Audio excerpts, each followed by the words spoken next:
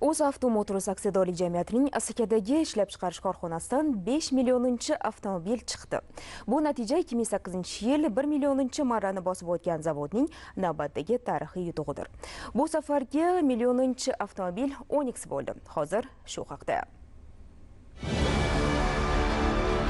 UzAvto Motors aksiyadorlik jamiyatining Asaka shahridagi zavodi konveyeridan 5 millioninchi avtomobil chiqdi. Bu milliy brend uchun yana bir tarixiy voqelik. Bu safar korxona xodimlari Onix avtomobilini qarshi olishdi.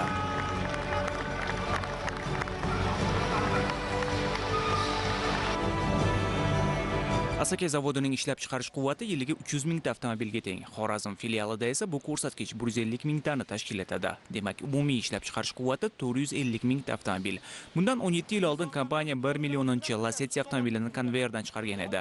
O'zbekiston prezidenti topshirig'iga binoan avtomobilsozlik sanoati quvvatlari, ishlab chiqarish hajmi va mahalliylashtirish darajasi oshgani sayin millionlik ko'rsatkichlarning yillik orasi qisqarib bormoqda. UzAvto Motors jamoasi esa har bir yirik natijani shunday tantana bilan qarshi oladi. Bu yutuqlar ortida davlat rahbarining ushbu ustuvor sohaga e'tibori, jamoaviy mehnat, ilg'or texnologiyalarga yo'naltirilgan sarmoyalar va mukammallikka intilish borligi aytilmoqda.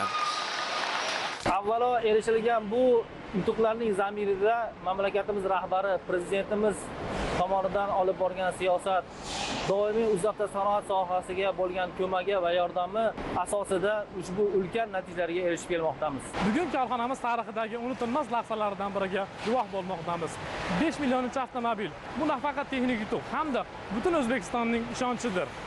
Bu raqamlar ortida korxonamizdagi xodimlarning mehnati, mashaqqati hamda xalqimizga xizmat qilishdek buyuk maqsadlar yotibdi. Prezidentimiz ta'kidlaganidek, yangi O'zbekistonni bunyod etishda har bir fuqaroning mehnati muhim sanalganidek, biz korxonamiz bilan ushbu taraqqiyotni harakatlantiruvchi kuchimiz. So'nggi yillarda biz yangi texnologiyalarni joriy qildik. Ular avtomatlashtirish va jarayonlarni raqamlashtirishni o'z ichiga oladi. Bu bizga samaradorlikni oshirishga va ishlab chiqarish vaqtini qisqartirishga yordam beradi. Kelajakda 10 millionchi avtomobillarda ham bitta jamoa bo'lib, sifatli avtomobillar ishlab chiqarish nasib qilsin. O'zbekiston avtomobilsozlik sanoatida o'z o'rniga ega UzAvto Motors zavodlarida 15 ming nafardan ziyod xodim ish faoliyatini olib boradi. Mazkur jamoa ichki va tashqi bozorlarga zamonaviy hamda qulay avtomobillarni yetkazib berish missiyasiga sodiq holda yangi marralar sari odimlab bormoqda.